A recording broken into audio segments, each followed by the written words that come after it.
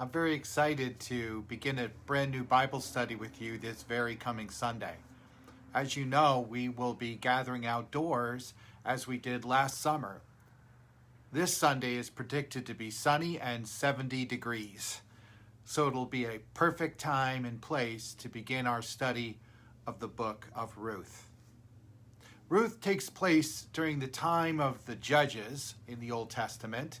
And as we begin reading, we see the curtain lift on a scene of the tragedy. Naomi, who had already lost her husband, now mourns the loss of both of her sons. As Naomi makes the hard decision to leave the home that she shared with her husband and her children, and then to go back to the land where she was raised, Orpah, her daughter-in-law, decides to return to her family in the land of Moab. More loss. But then we meet Ruth. Ruth is also a Moabite woman, but it is evident that she has come to accept the one true God as her own God, as you can see in Ruth chapter 1, verse 16.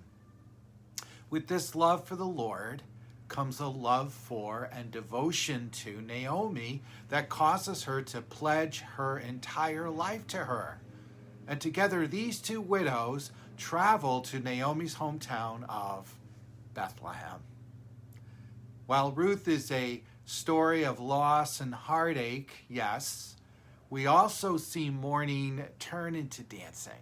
We see women who are alone and destitute find love and acceptance.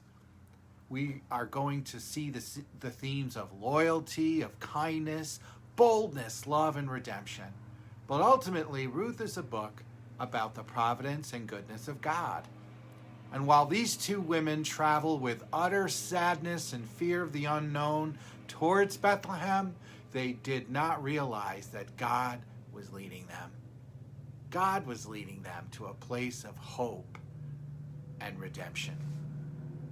In the book of Ruth, we can see Romans 8:28 come to life.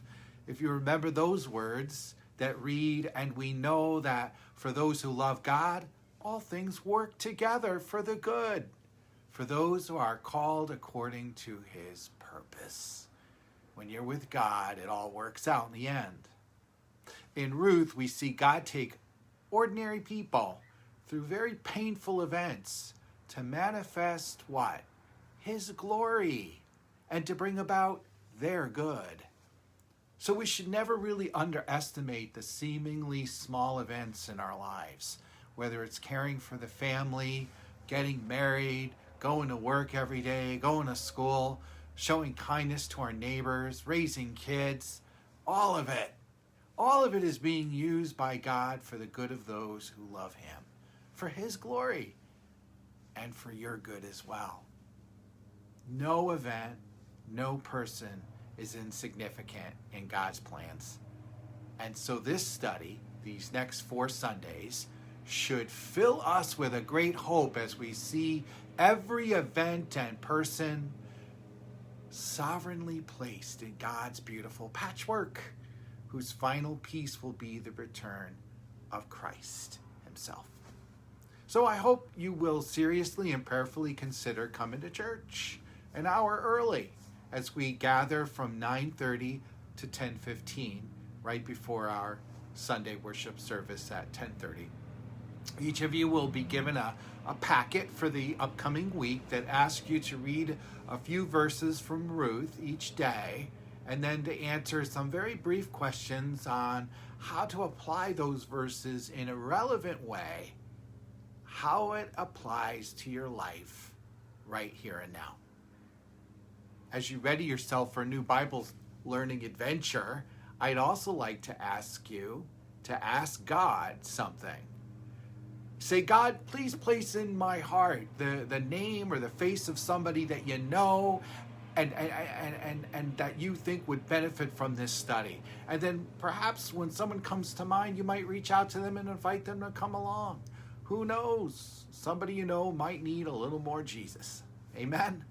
So looking to Jesus, I look forward to seeing you this Sunday morning as we delve into this amazing love story, this story of redemption that has everything to do with your life and God's life in you. Amen, and see you soon.